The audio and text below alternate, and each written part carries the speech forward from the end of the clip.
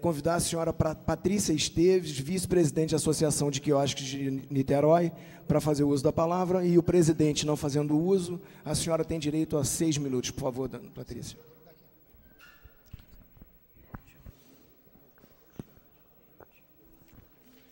Obrigada, boa noite a todas e todos. Quero cumprimentar a mesa na pessoa do vereador Atratino. E eu quero iniciar a minha fala exatamente colocando alguns pontos sobre a exposição do secretário. A primeira, ele fez algumas colocações sobre a questão do comércio, né? E, enquanto representante do quiosque, eu reconheço o quiosque como um comércio, e eu não ouvi nenhuma fala nesse sentido, embora tenha ouvido já, e o que me deixa muito feliz, que está no plano diretor a questão dos quiosques, né? E da orla de Niterói, e isso já nos acalenta um pouco, porque estamos passando por um momento muito difícil. Eu não sei se todos os presentes têm ciência do que tem acontecido na orla de Niterói, né? Algumas possuem estabelecimentos comerciais, como é o caso de Charitas, outras não, como é o caso de São Francisco. E aí a gente está aqui representando algumas praias que têm quiosques, como Piratininga, né, como Charitas. A outra coisa é com relação à questão da revitalização da orla. E aí o secretário colocou sobre a questão do projeto. Existe um projeto Orla, né, em que houve grande participação tanto do Poder Executivo da cidade, como da sociedade civil, como membros de associação. Então, tem um trabalho aí construído de longa data, com representação do governo estadual, com representação da União Federal, né, dos entes que representam a União, por estar em área, né, de praia. E aí a gente quer entender em que ponto vai ser discutido isso dentro desse projeto que a gente está aqui, né? O que vai ser aproveitado do projeto existente, o que não vai, qual é a proposta, né? Charitas hoje está com uma ação civil pública, sendo movida pelo Ministério Público, e aí também nos alegra aqui a presença do Ministério Público. Eu espero que o Ministério Público se coloque numa posição de parceiro, porque a gente ali tem uma questão social de extrema importância. São famílias que dependem desse trabalho para a sua subsistência, né? Pessoas que estão ali há 20, 30 anos trabalhando nesses espaços. Na Praia de Charitas, especificamente, a gente tem um contrato de permissão. A gente entende que é um contrato precário, mas ele existe, e aí, para a gente, né, isso regulariza a nossa situação. Hoje, a gente já sabe que não regulariza, que a gente paga lá uma mensalidade à Neotur e estamos sofrendo com uma ação civil pública que diz que a gente não pode estar naquele espaço. Então, assim, a gente está entre a cruz e a espada, e a gente precisa de uma solução com relação a isso, né? Tem uma data, inclusive, de sentença com execução para a retirada dessas famílias dali, né? E as pessoas que estão ali vão fazer o quê das suas vidas? Então, a gente precisa pensar nisso, sim, porque a maioria, né, eu posso estar aqui aparentando ser mais jovem, mas a maioria dos permissionários dos quiosques de Charitas datam de 50 a 70 anos. Inclusive, do lado do meu quiosque, a permissionária tem 84 anos. Né? Uma pessoa de 70 anos, de 60 anos, de 80 anos, se insere no mercado do trabalho como?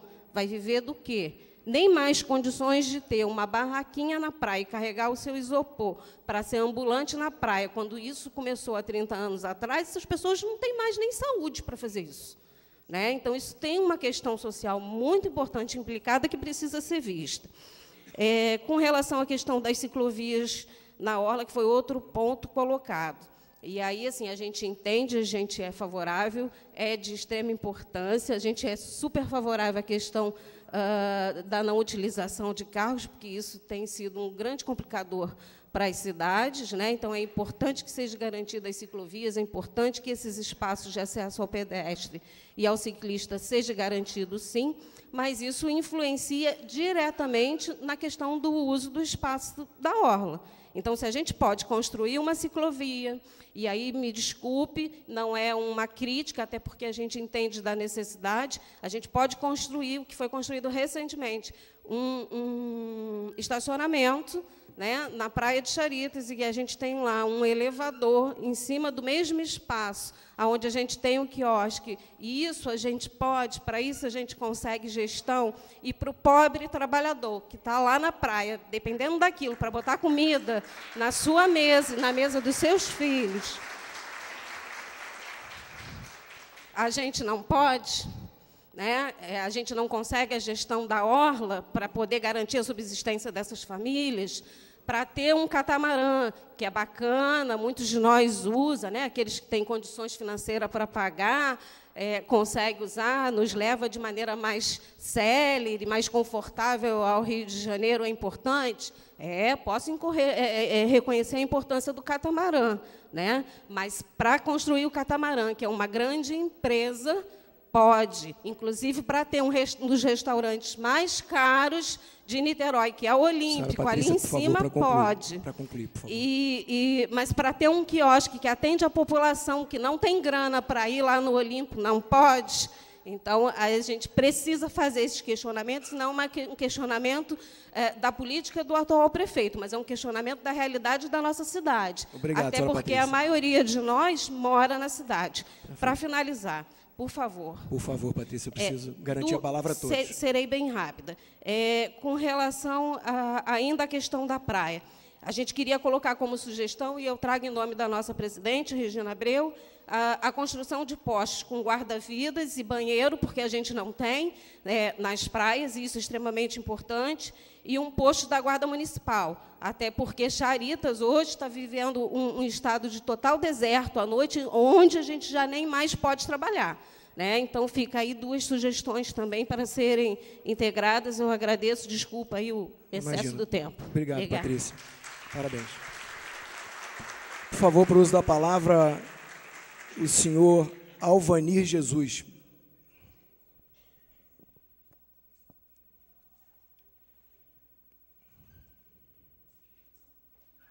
Boa noite, senhor Alvanir.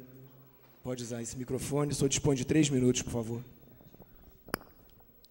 Boa noite, excelências, senhores vereadores, Ministério Público. Eu gostaria, antes de mais nada, que os moradores que moram do Clube Naval para lá, ficassem de pé, por favor. Você que mora do Clube Naval para lá. Esses são alguns dos moradores, alguns. Muito obrigado, pode tomar assento, por favor.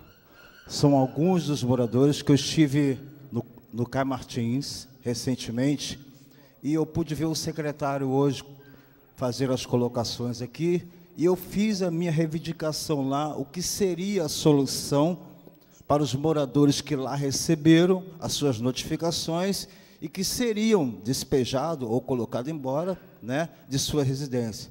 Eu pude observar aqui que passou em branco, o secretário não deu nenhuma posição, não transpareceu, nos foi pedido cópias das notificações recebidas, e eu pude observar aqui que na transparência, diante do Ministério Público, eu já agradeço de antemão a presença. Para os senhores que não sabem, o Ministério Público também não tem essa consciência, vários moradores receberam notificações para sair de suas casas, ali do Peixe Galo até lá no ponto final de Jurujuba, alguns receberam, e com muita veemência, e sem respeito nenhum, pasme, senhor, que também esses moradores que lá estão, votaram também, colocaram, foram munidos os votos deles, também colocaram esses senhores que aqui estão. Então, eu gostaria, da mesma forma, vou repetir o que fui insistente nas minhas palavras que coloquei lá no Caio Martins, a mesma colocação, excelência, que tem sido preocupado ali em Jardim Caraí, como foi muito bem colocado, quanto à segurança. Eu gostaria de saber, a nossa preocupação é como vai ser a moradia das pessoas que lá estão. Porque até então nada disso está transparente, está muito turbulento. Cada um chega e fala uma coisa, e eu esperava, confesso que hoje eu esperava que fosse, apesar de por ser no dia da reunião nossa aqui, eu esperava que a coisa fosse mais transparente para nós. Confesso que, eu acredito que a grande maioria, confesso que eu fiquei decepcionado.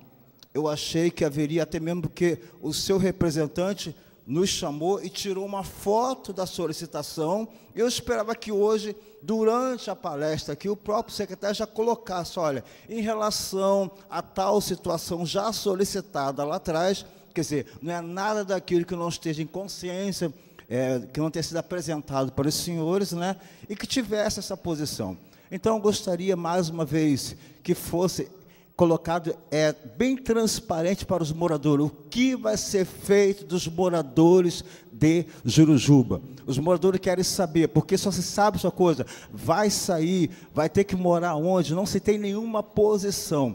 Eu vejo aqui muito bem colocado as ornamentações, as colocações que vão ser impostas, mas nós gostaríamos muito de saber isso. Eu acredito que grande parte dos moradores que aqui estão, eles só querem saber uma coisa, aonde, para onde vão, como vai ser, porque o que demonstra hoje, a situação financeira hoje não é muito importante para os senhores, mas para a gente sim, quando vão, se tem aluguel social, como é que está funcionando, porque até então, pelo que mostrou aqui, nós não tivemos nenhuma posição colocada relacionada a tal aqui. Então, já agradeço a minha oportunidade, eu acredito que falei em parte relacionado ao que foi colocado na última oportunidade que tive lá no Caio Martins, e retorno aqui diante do senhor e já colocando para o Ministério Público. Fomos afrontados lá, pessoas colocaram disso, vocês vão ter que sair. Silvani, para concluir, vocês vão ter que sair, eu já vou terminar. Vocês vão ter que sair, e pessoas com mais de 70, 75 anos, 80 anos, pessoas com crianças de 4, 5, 8 anos, sem saber exatamente o que vai ser feito com os seus filhos. Então, mais uma vez, aos senhores vereadores, secretários, Ministério Público, o povo, comunidade, que a grande maioria dos votos dos senhores vem da comunidade, e a comunidade aguarda uma resposta. Obrigado, senhor Ivanir. Com a palavra, o senhor Adelson de Oliveira.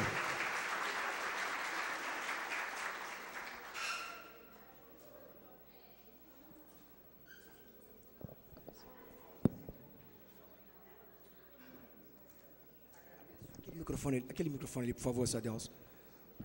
Agradeço a mesa, agradeço a presença da doutora Serra, muito obrigado.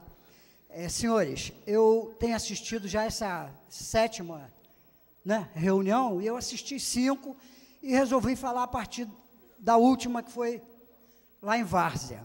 Na verdade, vou repetir o que eu falei, isso tudo aqui é uma piada, porque vários planos diretores não surgiram, não deram nada, a não ser em construções irregulares. E como eu fiz da outra vez, gostaria de saber quais os representantes das construtoras que estão por aí. Doutor Xadir, Pinto de Almeida. Na última, o rapaz... A outra lá de onde é? Então, sabe o que é isso? Isso é um pool das construtoras. Lorne Empreendimentos, Xadir Construção, Pinto de Almeida, Soter,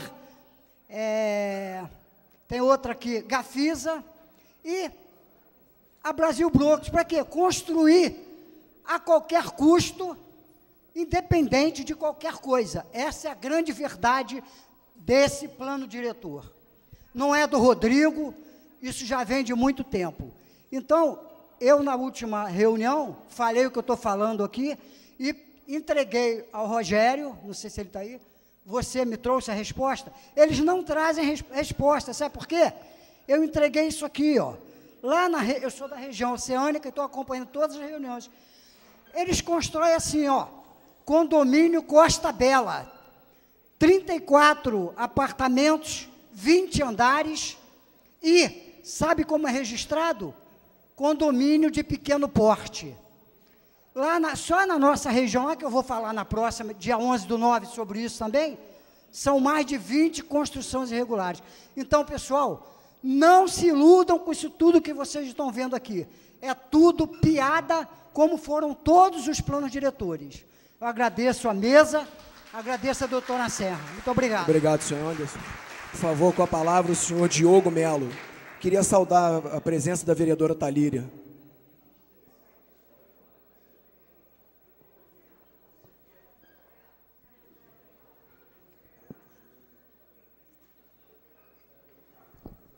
Por favor, senhor Diogo Melo, o senhor conta com 3 minutos, por favor. Boa noite a todos. Tentar ser um pouco mais rápido nessa minha explanação.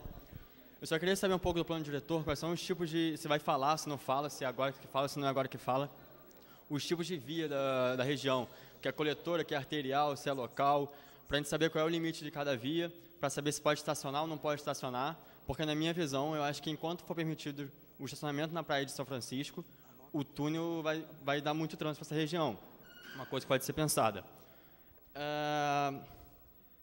Como é que vai ficar a questão de se está sendo planejado no plano? Corredor de ônibus, o tão famoso VLT, ligando Charitas ao centro. Como é que está no plano? A integração dos fortes e as trilhas com relação à cidade.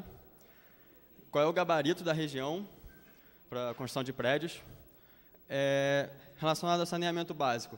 Eu sou uma pessoa bem crítica ao saneamento básico, como está sendo feito hoje na cidade de Niterói, porque não está sendo feito saneamento básico de coleta de esgoto, e sim de coleta de chuva, nas águas pluviais, ou seja, as pessoas pegam o esgoto delas, jogam na água pluvial e você trata a tubulação de água pluvial. Quando não chove, beleza, você consegue tratar. Quando chove, não trata. Aqui do lado a gente tem um valão, um rio, que não está chovendo há alguns dias e está passando um fluxo ali de água, quer dizer, água, esgoto, né?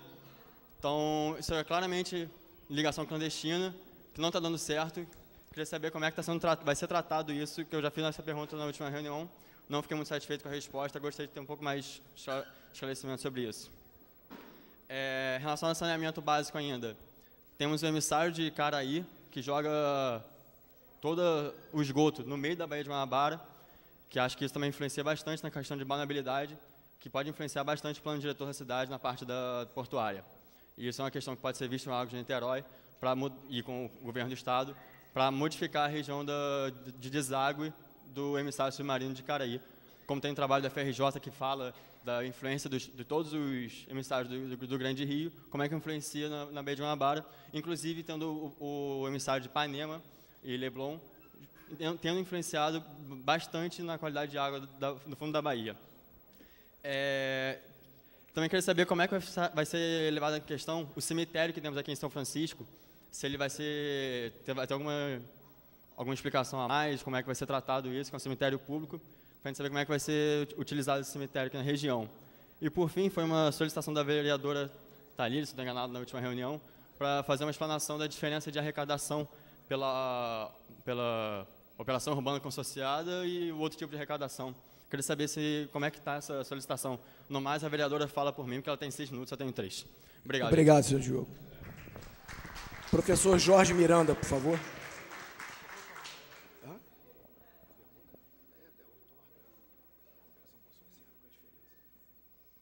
Professor Jorge Miranda. Não. É Miranda que tem? Está escrito Jorge Miranda, mas é Martins, né? Perdão, professor. Eu sei, mas escreveram errado aqui. Tá? Ali, professor. O senhor dispõe de 3 minutos, por favor. Boa noite. Sou professor da pós-graduação do Estudo de Economia do FRJ e da graduação de Gestão Pública. Os nossos alunos de graduação estão fazendo uma pesquisa aqui para ver se houve apreensão de verdade do conteúdo desse plano. Eu, por exemplo, não vi apresentar nenhum projeto aqui. E eu tenho já opinião formada, eu já formei opinião a respeito do projeto da Prefeitura, por isso que não cabe eu fazer uma pergunta, mas eu gostaria de trazer aqui uma reflexão, que é o seguinte: a Prefeitura tem dito em todas as outras audiências que não apresentou plano, porque plano diretor não é escala de projeto, né? No entanto, tem sim, a Prefeitura apresentou um projeto para essa área, e não sei por que não apresentou aqui para a gente, que é um projeto de um VLT, que liga as 2 estações aquaviárias, passando pela Roberto Silveira. Pois bem, a Prefeitura tem esse projeto, mas não tem um estudo de viabilidade que demonstre que essa é a melhor alternativa de transporte para a região. E por que esse assunto é fundamental? Para não acontecer o que nós estamos vivendo. No último governo, que terminou em 2012, na verdade, o anterior a esse, fez a licitação de um projeto para Niterói, que é o Plano Lerner. Esse Plano Lerner previa a instalação de diversos corredores de transporte na cidade. O atual governo abandonou esse projeto e não apresentou nenhuma proposta alternativa. E ficou só com a implantação de um dos corredores do projeto Lerner, que é o corredor transoceânico, cuja viabilidade passava pela hipótese de que as pessoas deixariam o automóvel em casa para ir para o trabalho no Rio de ônibus, porque embarcariam no terminal aquaviário de Charitas. E depois do túnel construído, a prefeitura se deu conta que a população não estava com condições de pagar uma tarifa de R$16,50. Ou seja, o que inviabiliza, né, o que a prefeitura anuncia é a falta de estudos e projetos. Então, eu lamento, sinceramente, porque essa questão interessa à comunidade e aos empresários da construção civil também. Uma cidade que não tem um plano de transporte que funcione, atinge a todos, diminui os lucros do mercado da construção civil e diminui a qualidade de vida da população. Então, obrigado. Eu lamento profundamente que depois de 4 anos desse governo, nós continuamos atrasados, mais até do que estávamos em 2012, porque agora sequer temos um plano Lerner. E a prefeitura não demonstrou. E por que esconde dessa plateia aqui, que está lá na proposta do plano diretor, uma linha de VLT? Para vocês terem noção do que é a importância de estudar a viabilidade de um modo de transporte, o plano diretor de São Paulo, que tem sido festejado com uma proposta correta, tanto do ponto de vista da consulta popular, quanto do ponto de vista da técnica de planejamento, tem lá no plano diretor a linha tal, metrô, 2025, ou seja, para que em 2025 ela esteja construída. Pois aqui não há data, e não há data para quê? Para o prefeito não ser cobrado e o plano diretor não puder ser acompanhado de fato. Então, proposta sem estudo de viabilidade e sem data é para não acontecer. E eu lamento, com muita sinceridade, como cidadão niteroense, que hoje estejamos aqui para isso, para ver um plano diretor que não diz nada objetivamente. Obrigado, professor Jorge Martins. Márcia Albuquerque, por favor, próxima oradora.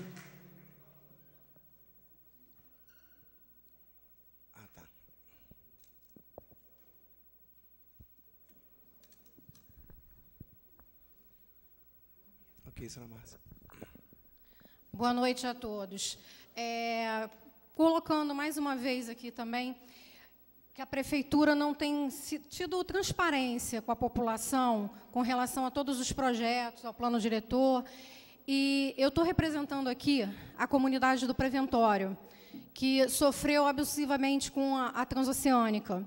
Algumas famílias, como as famílias agora dali de Jurujuba, estão saindo de suas residências, de suas moradias, tendo suas vidas totalmente modificadas. Essas famílias tiveram isso no ano passado.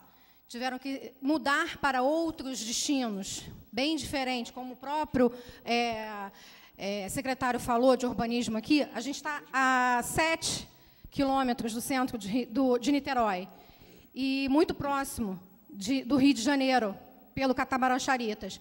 Quem morava aqui no Preventório e teve que morar em São Gonçalo, que teve que morar no Pacheco, Trindade, a distância, a modificação que ele teve que fazer na vida dele foi enorme. E outras famílias ainda estão sofrendo em consequência da obra do túnel. Foi uma obra grandiosa, maravilhosa, que já estava projetada há muito tempo, que finalmente aconteceu, ótimo, que traz prosperidade para todos nós. Porém, os estudos de viabilidade tinham que ter sido feitos de maneira mais aprofundada, mais correta, porque a área que eles retiraram, que fizeram de desapropriação, foi pequena. As casas que ali permaneceram, hoje em dia, encontram-se totalmente abaladas, totalmente desestruturadas, sendo invadidas pelas águas pluviais, porque não foi pensado no projeto de águas pluviais, na alteração do curso que existia antigamente, porque teve o PAC do governo federal. e aquele PAC foi feito um estudo realmente de viabilidade das águas, que protegia para não entrar nas casas. Como algumas casas foram retiradas e não foi feito um novo projeto, não foi feita uma nova obra, a água precisa passar por algum lugar. Ela não tem para onde correr, ela vai buscar, por si só, uma fonte. E ela conseguiu passar por dentro das residências. Então, nós temos vários moradores com suas casas alagando toda vez que chove, ou muito ou pouco, independente da quantidade de chuva.